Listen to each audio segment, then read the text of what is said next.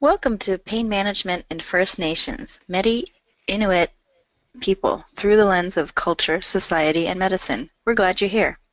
My name is Angie Hunt, Project Manager with the Canadian Institute for the Relief of Pain and Disability, and I'll be moderating the webinar today. This webinar is made possible through the support of the Community Gaming Grant Program through the BC Government, as well as donations and memberships to CIRPD. We thank our program partners, Pain BC, Education Advisory Committee, and speakers who contribute to this webinar series. While we're waiting for others to join us, I'll go over a few technical points for the webinar. You should be able to hear the presentation through your computer speakers or through the conference call line if you dialed in. Please use the question box to submit any issues you may be experiencing and to ask any questions you have related to the presentation. We will collect questions submitted through the presentation and follow the presentation with a Q&A based on the questions submitted. Following the webinar, any questions not answered in the allotted time will be answered and distributed after the event. The presentation will be recorded and posted for free on our website within a week, along with the slides. You will be emailed the direct links for all of these items when they are available. As I mentioned, my name is Angie, and I'll be moderating the webinar and Q&A session. Our presenter today is Dr. Jonathan Bertram. Dr. Jonathan Bertram is an addictions medicine physician at the Center for Addictions and Mental Health with a special interest in First Nations outreach and older adults population in the context of pain and addictions treatment. He also runs a community practice in chronic pain and addictions in the Central East LIHN, Bowmanville, Oshawa, and is a consultant physician for Reconnect Mental Health Services. Dr. Bertram is also a director on the board of the Ontario College of Family Physicians in addition to his role on the Provincial Advisory Committee for the Drug Treatment Foundation Health Canada. He is originally from Montreal and did his undergraduate training at McGill University. And now I'll hand it over to Jonathan. Thanks, Angie. I'd really like to thank you for attending today, and I hope that we can make good use of the time and explore what's obviously a really complicated, meaningful subject. There'll, I'm sure, be lots of questions, whether they're asked or not during the session. But I do hope that it provides you questions to maybe inform your own work or drive your own work.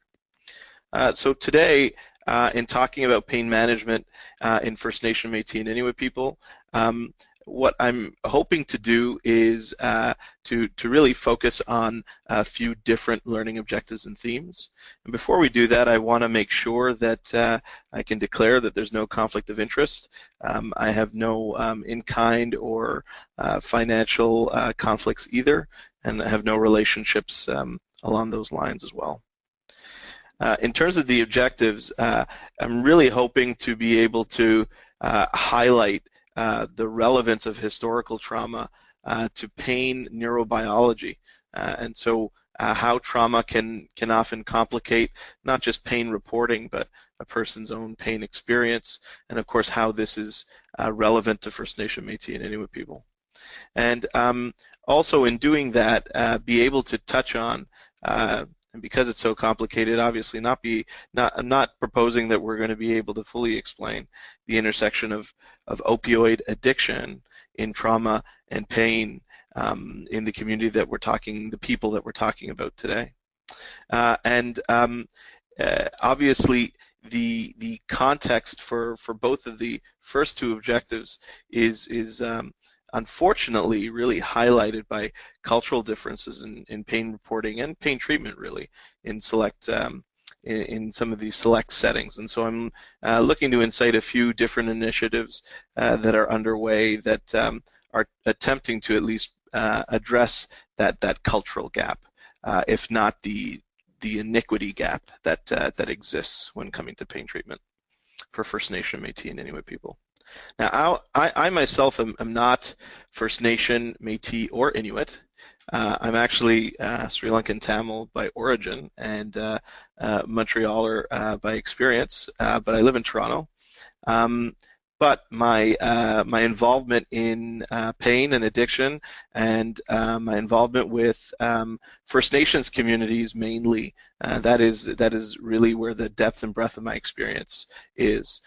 Started in Moose Factory, which is a community in northern Ontario just near the outlet into the James Bay from the Moose River. And it was a time that I spent doing work up there, but really being struck by the amount of pain and addiction, and especially addiction that I was seeing. And on that basis, I actually pursued experience with the Center for Addiction and Mental Health through training rotations. Ended up doing a fellowship, and stayed on as staff, and got to explore many other communities like Moose Factory through the CAMH Northern Ontario Aboriginal Engagement outreach that exists now at the Center for Addiction and Mental Health. But I don't just work at the Center for Addiction and Mental Health. I work in Bowmanville, which is a small town just east of Oshawa, which is outside Toronto. And in addition to many people in the area, also work with peoples from Alderville and Scugog First Nations that deal with a lot of the inequity issues around treatment that we see in many communities, although not as sharp as unfortunately what's seen in Northern Ontario and many other parts of Canada. And finally, my involvement in pain and addiction is not just in terms of in-person practice, but I've tried through urban Aboriginal as well as remote engagement through the Ontario Telemedicine Network to assess and provide some form of shared care in conjunction with the Addiction Medicine Service at CAMH. So, though that experience and that involvement has kind of focused a few themes for my learning and my approach in the management of individuals from these communities. And the big themes that I'm hoping to highlight in the course of this talk are pain, but pain in the setting of primary care. Because a lot of the misunderstanding and difficulties with managing pain really emanate from the obstacles that one finds in primary care. And a big reason why that's relevant is because so many people with pain issues make their first contact, their first encounter around their chronic pain and chronic pain questions in a primary care setting. And that, unfortunately, is magnified for people of an Indigenous background because of the primary care inequity that exists. There's an inequity that exists in lots of parts of Ontario and Canada, but it is magnified for people of First Nation, Metis, and Inuit origin. And further, exacerbating that problem is the gap that exists and the inequity that exists when we talk about cultural understanding and an understanding of trauma. And so a lack of culture and trauma-informed care awareness ends up magnifying the inequity that I kind of established in the themes above. And hopefully in rounding out this presentation, not just to highlight the negative pieces, obviously, and the negative, unfortunately, history, but some eye to positive developments that I've either learned about or come in contact with or participated in. And the setting for all of this, and especially in thinking about themes of an understanding of trauma and culture, is in the setting of intergenerational trauma. And my understanding of that, again, is very much through the First Nations lens.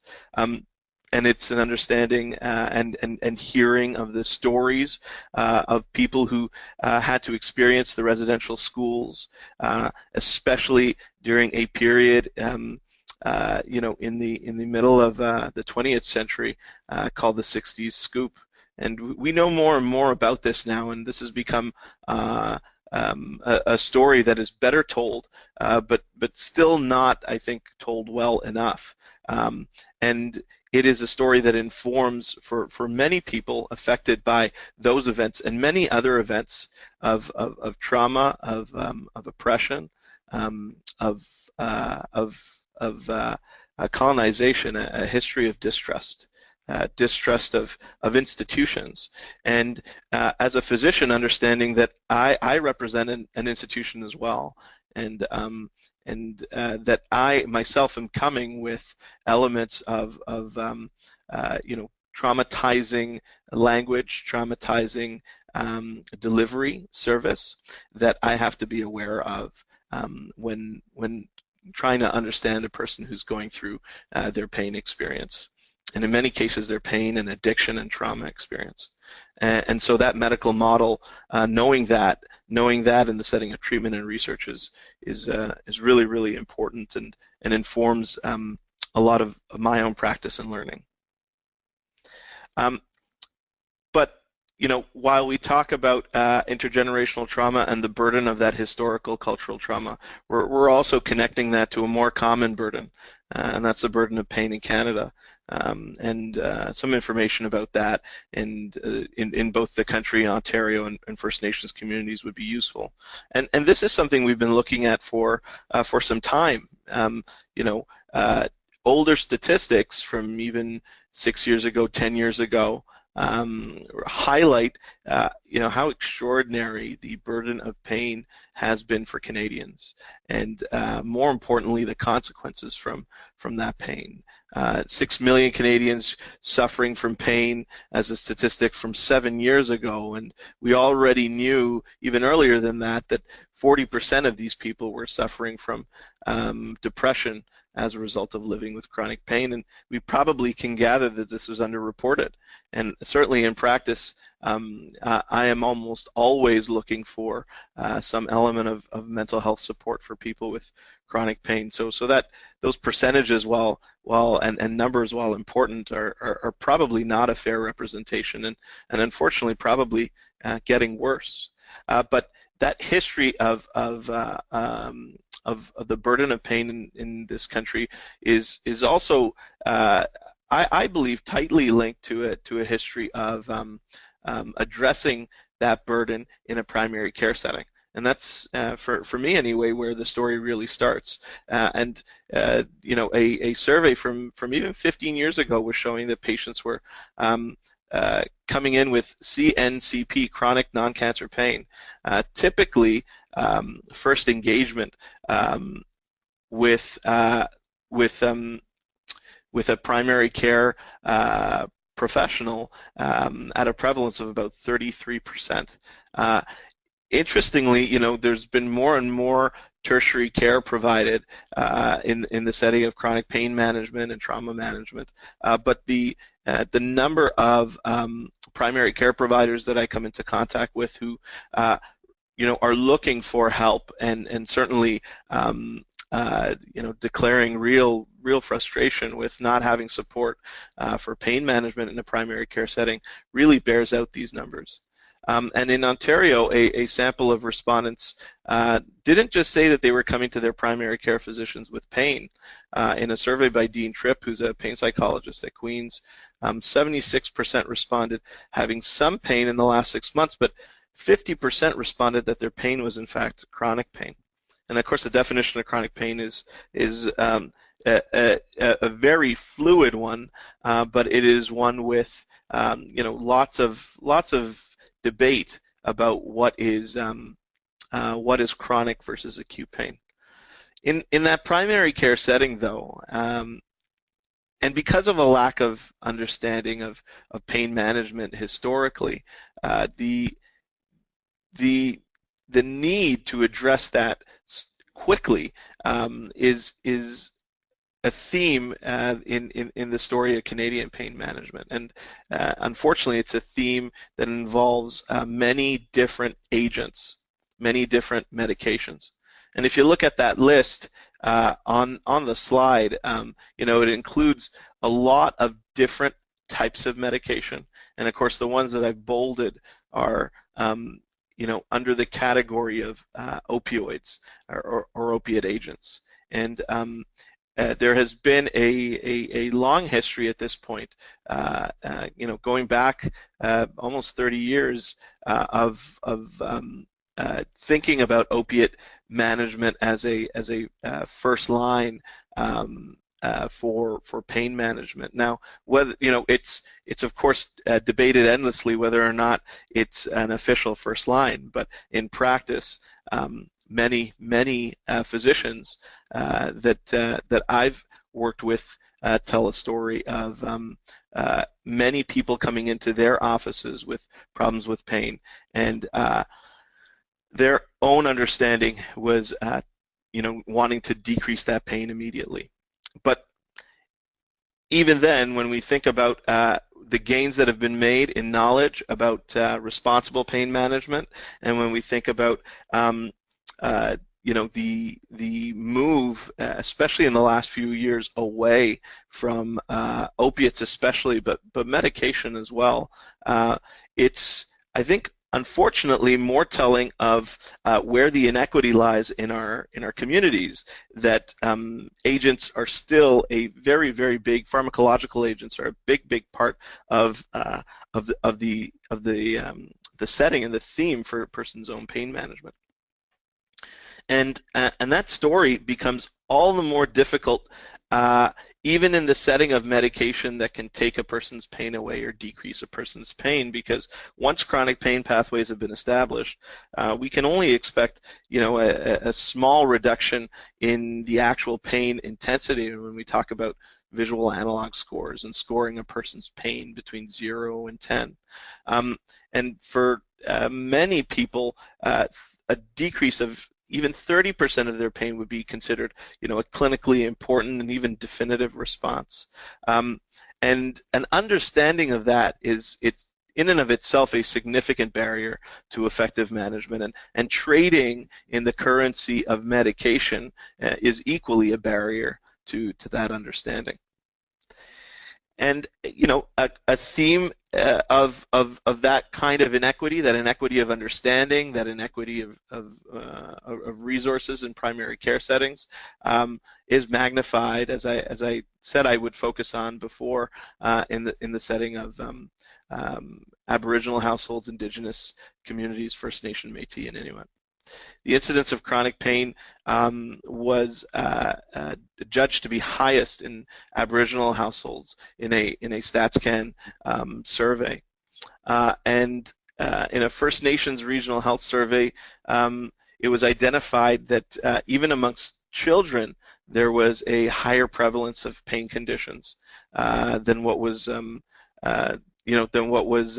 than what was originally thought. And this is supported in the broader literature, and these children are, of course, much less likely to be treated than many of their peers from other communities. And that is magnified in a setting where we look at real resource poverty for First Nations communities. So in an analysis of the Human Development Index under the UNICEF committee, it was sort of separated out that if we were just looking at First Nations communities, they would rank quite low relative to their Canadian peers, Canadian non-First Nation peers, and this is certainly an applicable lens for Indigenous communities broadly. And what could be causing that, and why is that? Well, that's certainly a topic for another webinar, and probably a topic for an entire course and curriculum. But certainly the involuntary cultural change and stress and the access to healthcare have made this particularly difficult. And in the setting of pain, where multidisciplinary resources, access to assessment, and continuous follow-up is especially sensitive, this is only further magnified. And a study showed that specifically when talking about pain treatment, Indigenous Canadians were much less likely to access these than other Canadians, for different reasons, obviously from an access standpoint, and as we'll touch on a little bit, for cultural reasons as well.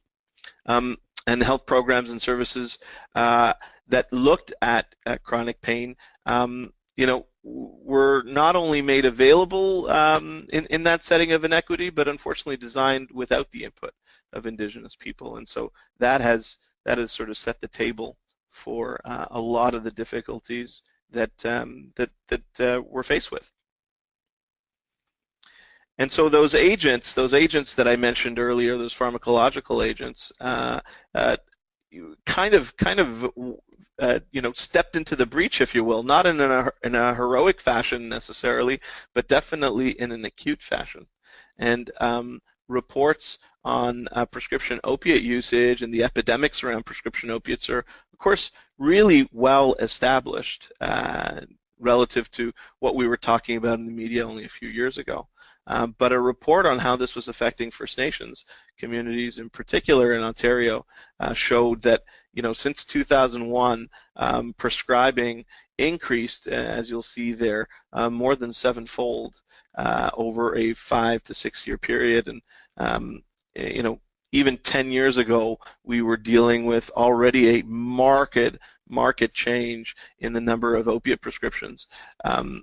It's something that has since leveled off, uh, just as far as those numbers, but the difficulty with addiction, the access to other opioids, the fentanyl issue, of course, being one that is very much a problem in many of the northern communities I see. That unfortunately has not changed, and the people who are affected by this, are really not limited to any one age set, and that has really sort of drawn a stark um, uh, uh, sort of picture for pain and addictions treatment. So why is that? Why has it come to that? And what can we say about pain and the cultural understanding of how pain is presented, in order to better explain um, uh, pain and addiction, especially in an Indigenous setting. Well, part of it is that first encounter. And that encounter is one that is heavily reliant on how a person reports on their pain. And it is one that is obviously very influenced by the sheer numbers of people that are reporting chronic pain in certain Indigenous populations. And this statistic on First Nations populations shows that those levels are high, very high. As we showed before, is a sort of standout burden when we talk about national levels of the burden of pain in Indigenous populations. The problem is that there's not always a clear organic cause for the pain, and so we are seeing this wide variance in reporting of pain with very little knowledge as to what the cause can be in many situations. And that wide variance, is either Indigenous people suppressing their pain behaviors and reluctant to talk about their own pain experience with others.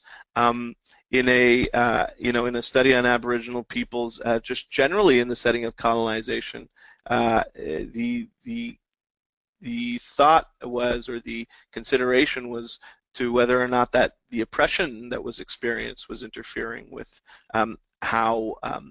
how they were reporting, and that is certainly an element to consider. I know for many people that I see in northern communities through telemedicine, or when I visit communities up north, one of the biggest issues, which is a colonization issue, is just a distrust of the doctor, or a distrust of the health professional, and that doesn't always come out in the form of oppression, as has been kind of explained to me, but it does come out in terms of that long-standing burden that many people are consciously and subconsciously carrying with them.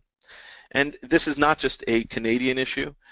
This is very much an international issue. Work with Aboriginal people in Australia shows that pain may actually be viewed by Indigenous people as a sign of human weakness. So, even in a setting where there might be some level of trust or a willingness to be vulnerable about pain, there's a tendency to not want to draw attention. Um, that is obviously a cultural piece, and another cultural piece ties into trauma. And we do know that for many people with chronic pain, whether Aboriginal or non-Aboriginal, chronic pain is closely tied to issues of trauma, historical trauma, and often, impacted by psychosocial issues that are embedded in that history as well. And for Aboriginal children, there were actually higher rates of bodily pain that were being reported in the setting of their own trauma. So, and this was a Buchwald study that was that looked at children with post-traumatic stress disorder. And amongst First Nation youth, in one particular community, it was actually said that pain issues, on top of obviously being reported and being an issue with obvious connection to trauma, it was interfering with their ability to participate, to function. And so it is not just obviously the lack of an organic cause or the history related to where their pain may even be coming from, but what it is interfering with presently that makes this such an issue, and why burden statistics are amplified when we talk about people from these communities. So I've spoken a bit about trauma and obviously talking about the reporting of pain in the setting of trauma. How or why would we even consider these processes to be tied? And the answer to that is very much still in the works, but some interesting findings about how pain is moderated in the brain, and more importantly, how pain relief is equally moderated in the brain, highlight some very interesting issues. And if you notice on the left here, and this is a Nature paper from some time ago, and an understanding of pain, trauma, and addiction is founded in research that has been going on for quite some time now. Certainly not as well established as many other areas of psychiatry and certainly medicine, but certainly much longer than I think a lot of my colleagues are aware of. And if you notice on the left there, the pain network is mediated by a number of different bodies.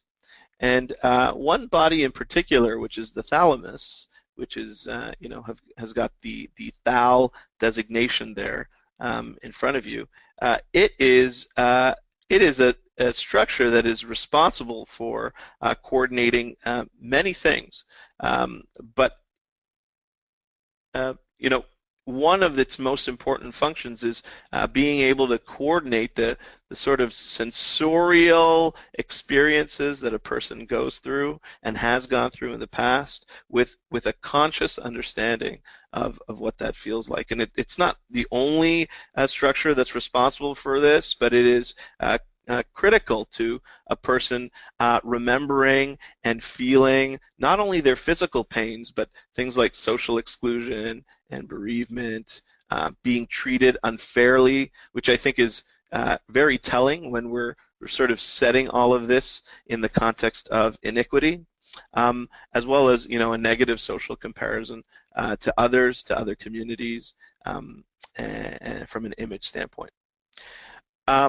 I use this slide because on top of being able to show that when a person is experiencing pain, and often chronic pain, the non-physical, if you will, or the non-injury related experiences that they're going through are in many ways neurochemically bound to the mental health consequences and the perception issues and the hopefulness issues that they are also dealing with.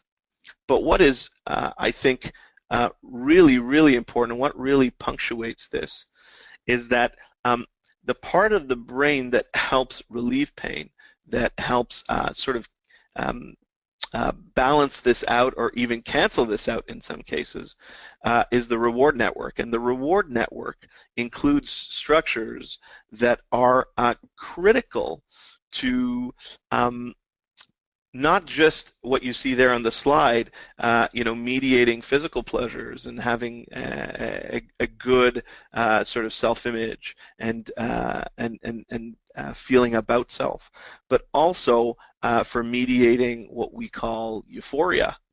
And structures like the ventral tegmental area actually anticipate euphoria. And structures like the amygdala not only are involved in the reward network, but they're involved in mediating the fear response. And that is critical when we talk about opiates, because so much of what has created problems around opiates lie in how the brain changes when it has been dealing with, or when it has been dealing with pain and has kind of found its answer through the form of an agent or an experience that positively rewards these structures that I mentioned here. And the reason why I've brought that up is because really strong research that looks into addiction highlights many of those same structures.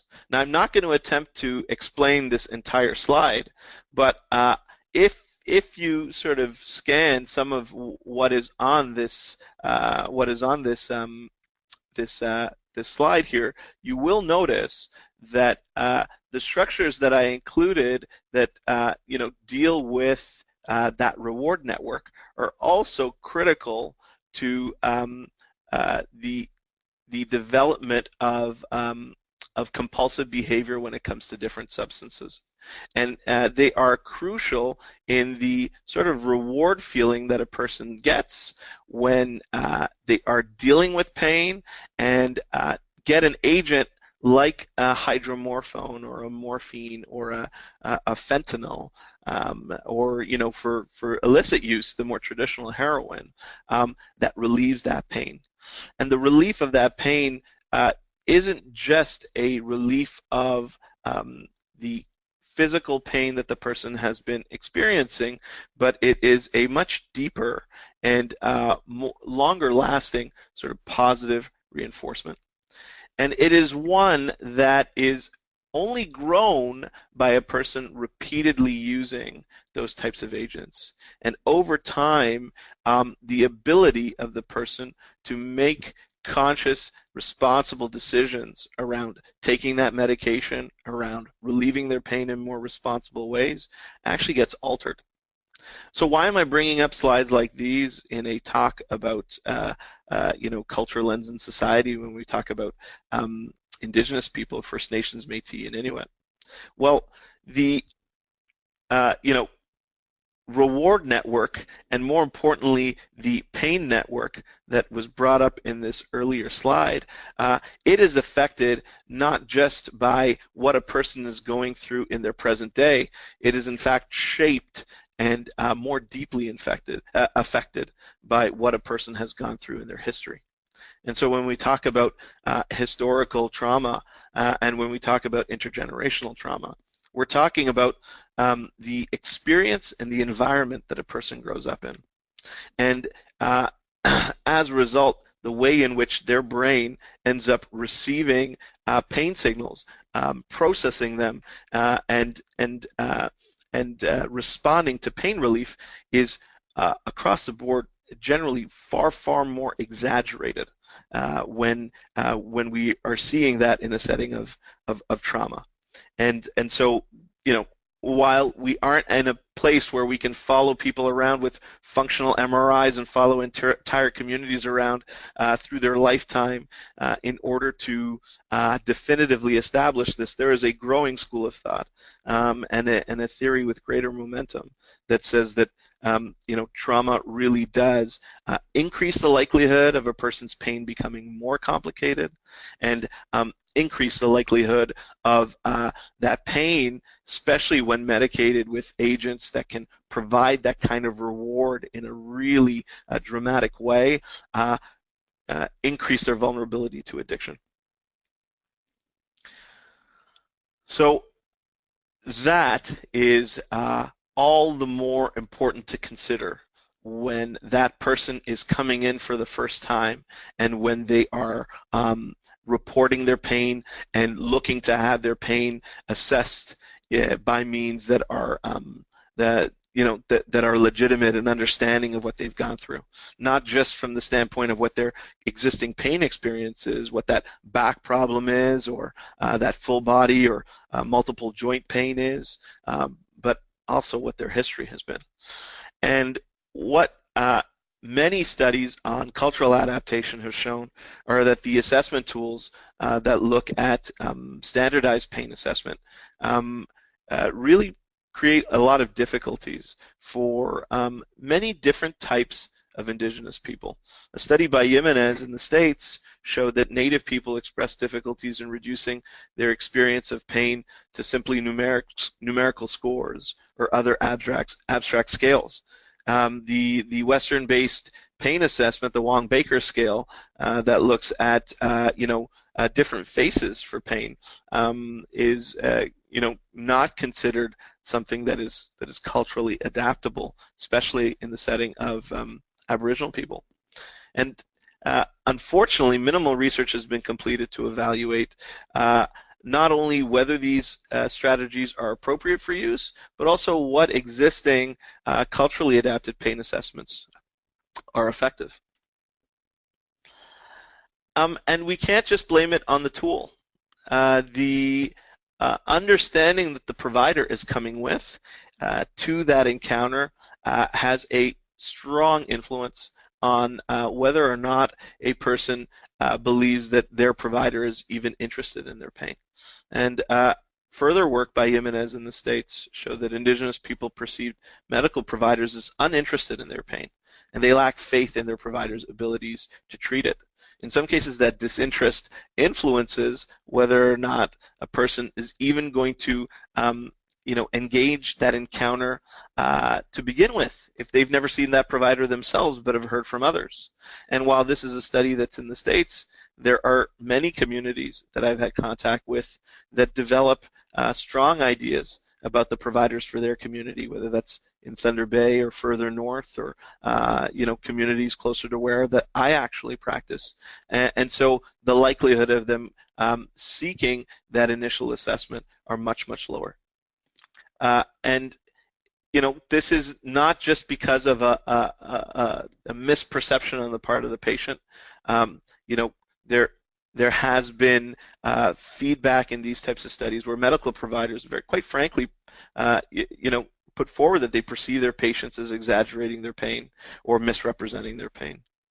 And in the converse is also true as well. In other encounters, medical providers receive little expression in the context of pain, and as a result report that to be stoicism. And Dr. Latimer from Nova Scotia has done quite a bit of work in this area, and she has really voiced, I think, an important message around a call for pre-licensure education for all health professionals with regard to real cultural awareness.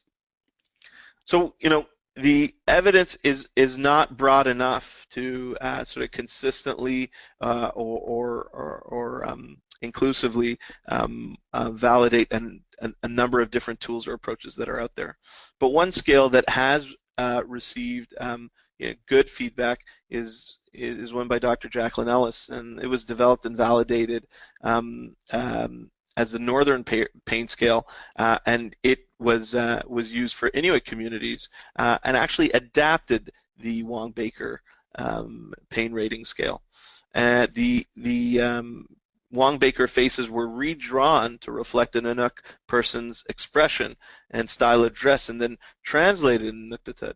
And in Ellis' study, the participants from an Eastern Canadian community actually compared the pain scale with the Wong-Baker scale and compared that scale favorably when they were older. Interestingly, the younger children, potentially as a function cultural changes in Western adaptations actually preferred the Wong-Baker scale. And a conclusion from that study that Dr. Ellis made was that Inuit people have well-developed spatial abilities that would be more in tune with the northern images, providing a more visually rich experience. And this was thought to be more relevant when compared to the linearity of the numeric rating scale. And I think what's really telling from the feedback from the respondents and some of the conclusions drawn about that study are how much of a spatial experience pain is, and how much a person's environment influences their own perception of their pain, and invariably their own perception of their pain treatment. And so in talking about pain treatment, we've focused so much on the inequity and the disadvantage that lies therein when looking at the history for Indigenous communities. But is there an advantage when we start talking about treatment for chronic pain? Because we are, on the whole, no further ahead in terms of definitive effective gains when it comes to chronic pain treatment and addictions treatment for our country's population as a whole. Well, the other face of pain is perhaps one of strength. All people in every culture rid themselves of pain with medicines, in this statement by an elder, James David Odlin. But traditional peoples believe that pain has a message for us, and that we are foolish not to listen to it. And it's really thinking about the pain, being able to tell us where our bodies and our minds are at. And many First Nations actually use that I have come into contact with, use traditional practices that at times cause painful experiences, including practices such as sweat lodge ceremonies, fasting, and sundance. And it was, expressed to me in language, boring old biological language that I could understand, that sometimes the dysphoria from pain, that change in mood in a negative way, is actually in and of itself a positive reward, and in certain cultural settings is perceived that way and can be seen as progress. And that is the essence of healing, and that is the essence of the good life that many communities I've worked with have expressed to me. And it is one that drives working towards a balance in our physical, mental, spiritual, and emotional parts of our being. And if you think about that, those are the domains that we think about when we are trying to help people with chronic pain. We don't just focus on the scores. We don't just focus on the medications decrease in intensity, but we really look at those domains. And that is very much in the spirit of the medicine wheel and a lot of traditional wellness approaches to function. And so this way of thinking obviously has been around for a long time, and in many ways that tradition could underlie our future. And perhaps our future is, not entirely traditional. Perhaps our future is one very similar to the Northern Pain Scale example, where we use a two-eyed seeing perspective. Again, sort of voiced by Dr. Latimer and her colleagues, where there's a collaboration of what is mainstream and what is Indigenous. And the Unpack community-based project that really looked at trying to adapt what already exists in terms of Western treatment initiatives with what would be more well received and better engaged in Indigenous communities is a good example of that. And it is one that highlighted the Aboriginal Children's Hurt and Healing Initiative that really focused on young people and children's pain. The development of an app that was a lot more culturally adapted. And if you go onto the Unpack community-based project website, you'll actually be able to see some of the images from the apps in that initiative that are a really great example of cultural adaptation, as well as pre and post licensure education and learning working to culturally adapt the provider. Um, and it is one that also, a two-eyed seeing perspective, doesn't always have to be deliberately two-eyed, if you will. Sometimes that understanding is already there.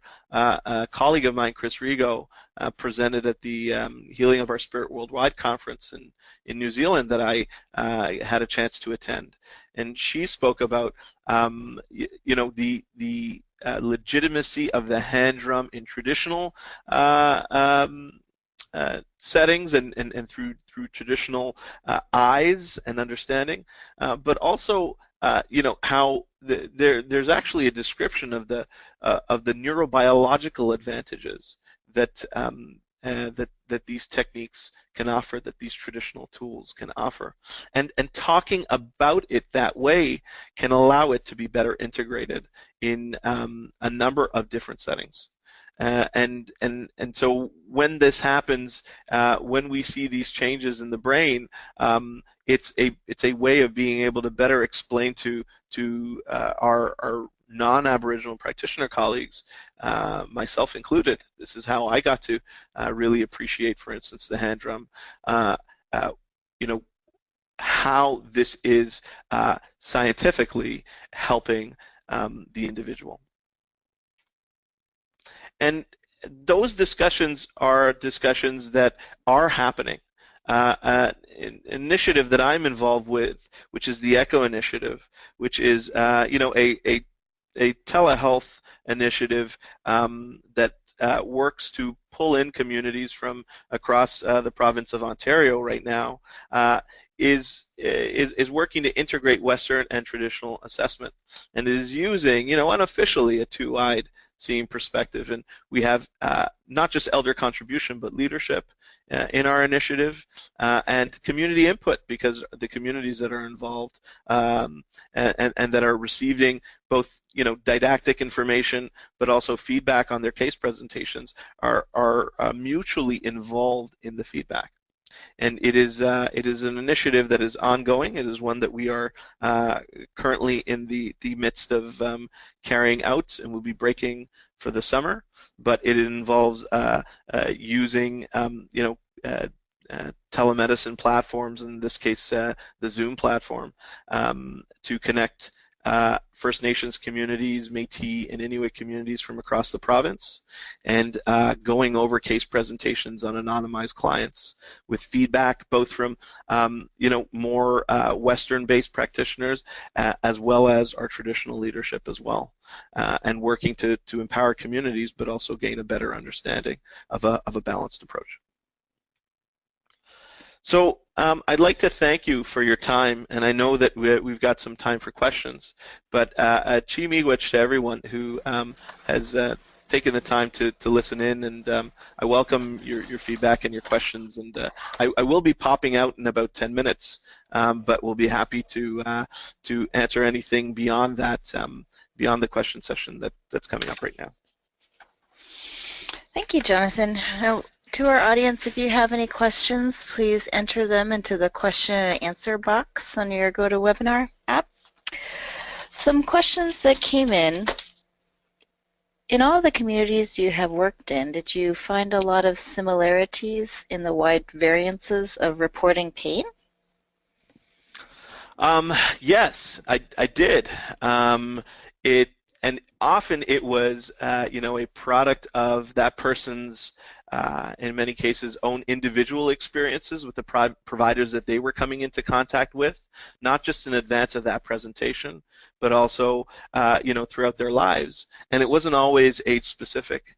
There were some much older patients who were not only quite cooperative, as many elder patients that I've had in the past are, but quite understanding of the institutional involvement in care, and there were often many younger patients who actually had the greatest difficulty when it came to describing their pain. But it was never really exclusive to any one or the other, but was often unfortunately well explained by their experiences with providers in their community. Okay. And where can we find some of the resources you mentioned for pain assessment in Indigenous communities, North PS and WPFPS? I don't understand the North PS and the Wong Baker. Is that what we're talking about? Yeah, I The think that's Northern the. Pain Scale? Mhm. Right. So Jacqueline Ellis is the innovator on the Northern Pain Scale, and I believe Dr. Latimer has been doing some work with Chio and in Ottawa, and they've been carrying out this initiative in Eastern Canada, but she and that's really where she's based, but she's presented on this in a number of different areas, and I can send you the links to the conferences where she has actually presented on this. We do address some of these through our ECHO initiative, and if you do have questions about that, my email is on here, and I can actually direct you to our CAMH team for the ECHO First Nations, Métis, and Inuit. Okay, we can include those links on our webinar wrap-up materials too. Great. Last question, please direct us to standards of pain management care for Indigenous populations, including standards for colonization, residential, school issues, and more. Wow. I love the question because it matches my enthusiasm for those types of resources. Um, but I'm also overwhelmed by it because that's a tall ask. What I could do is I could definitely direct you to a few leaders in the field, actually, Indigenous colleagues of mine who could probably either answer some of your questions or be able to pass on some of the more popular standards to Angie. But what I will say is, in terms of a standard for Indigenous pain assessment or pain assessment and management, I have not come across one. If I did, I certainly would be implementing it in practice. But what I have worked on is a primary care initiative where we're hoping to be able to pull in some of the First Nations communities around Bowmanville to be able to address some of these standards. But for standards of cultural care, cultural understanding of trauma, I could probably connect you with Rennie Linkletter and Dr. Brenda Rastool for reason, for meaningful feedback. I did have one more question if you have time. How would you recommend health professionals assess pain in Indigenous people? Do you have a question that you ask that is culturally appropriate? So one thing that I do, and some of my colleagues don't agree with me on this because the likelihood of getting a positive score in Indigenous settings is not only so high, it's so high as to not really differentiate what it is that they're going through. But I find it to be a useful platform if either the person answers the questionnaire or they positively, meaning that they answer a yes to some of the questions, or they don't answer it at all, because it gives me a chance then to ask questions off of it. And that's the ACEs questionnaire. It's the Adverse Childhood Events Screening Questionnaire. It is not a culturally adapted questionnaire. And in fact, that for me has helped as a non-Indigenous practitioner because I try and introduce it as an equitable sort of tool that I apply in all my clinical encounters, and it's based on a study that was done in Northern California by Kaiser Permanente in conjunction with the Center for Disease Control in the United States, and it's actually something that we've provided a great deal of education in northern communities about in the setting of addiction and trauma, and is equally applicable when we're talking about pain. And so I use that because in Metis settings where I see a person who's got what you call centralized pain where there may be an injury either due to a physical event or not, but the pain itself kind of generalized and non-specific and affected by stressors and either not responding to medication and other treatment or responding in unpredictable ways. We usually worry about there not only being a mental health component, but a traumatic component along the lines of an adverse event earlier in their life. And some people, always link this to something like fibromyalgia or chronic fatigue syndrome. I mean, it's not just exclusive to those types of conditions.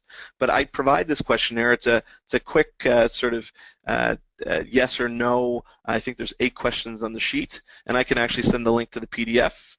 It doesn't need to. It's not copyrighted or anything, so you can use it in practice, and get people to fill it out, and usually on follow-up with them, explore the questionnaire with them.